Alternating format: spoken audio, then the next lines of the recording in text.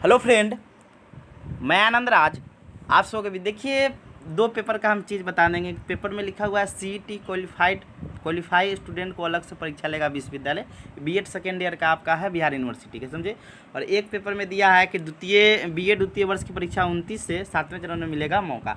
अब देखिए दोनों का, देखिए हम पेपर का बात का वैल्यू नहीं करते। अब एगो में दिया है एग्जाम होगा अलग, क्योंकि 29 तारीख से सभी का एग्जाम होगा, समझिए। जो बीएड सेकेंड ईयर में बिहार यूनिवर्सिटी के जितना भी आपका स्टूडेंट है 6000 के समथिंग में, सबका एग्जाम होगा।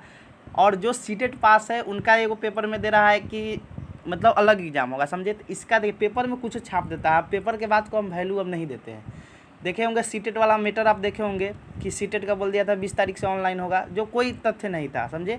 फिर उसके बाद जो 40% और 60% वाला जो वेटेज वाला था, वो भी कोई मतलब पेपर के बाद कम वैल्यू नहीं। लेकिन आप इसका सच्चाई क्या है, आप जाकर यूनिवर्सिटी में पता कर सकते हैं कि सर एग्ज़ाम अलग होगा कि साथ ही में लिया जाएगा, या ऐसा। देखिए 2-3 इसका हो सकता है। इसका क्या हो सकता है वो बताएंगे। पहले पढ़ते हैं क्या लिखा हुआ है, फिर उसके बाद आपको समझाते हैं कि आपको सीटेट का जो सर्टिफिकेट और मार्कशीट जो जमा करना है उसका क्या होगा, वो चीज़ बताएंगे। पहले देखिए लिखा हुआ है सीईटी क्वालिफाई स्टूडेंट को अलग से परीक्षा लेगा विश्वविद्यालय।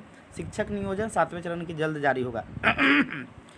लिखा हुआ है कि 7वें चरण की शिक्षक नियोजन प्रक्रिया को लेकर अब BRABU हरकत में आ गया है।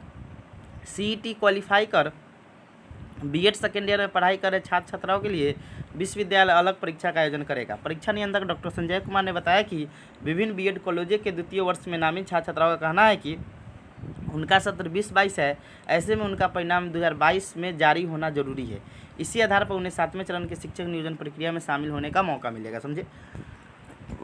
अगर परीक्षा या रिजल्ट प्रकाशन में देरी हो जाती है तो उन्हें इस प्रक्रिया से वंचित होना पड़ेगा।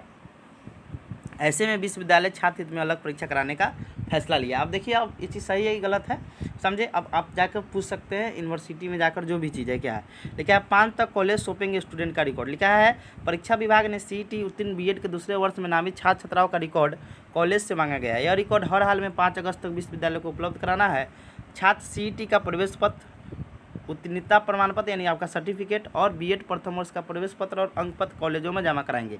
इसके बाद कॉलेज विश्वविद्यालय को भेजेंगे, ये दिया है। और दूसरा में क्या दिया है, दूसरा में लिखा है कि बीएड द्वितीय वर्ष की परीक्षा 29 से 7वें चरण में मिलेगा। दोनों का हम बता के फिर अपना जो स्टेटमेंट होगा वो आपको बताएंगे इसका क्या मतलब है। लिखा है बिहार विश्वविद्यालय ने बीएड 2022 की द्वितीय वर्ष की परीक्षा 29 अगस्त से शुरू होगी। इस सत्र के छात्रों को 7वें चरण की नियोजन प्रक्रिया में शामिल होने का भी अवसर मिलेगा।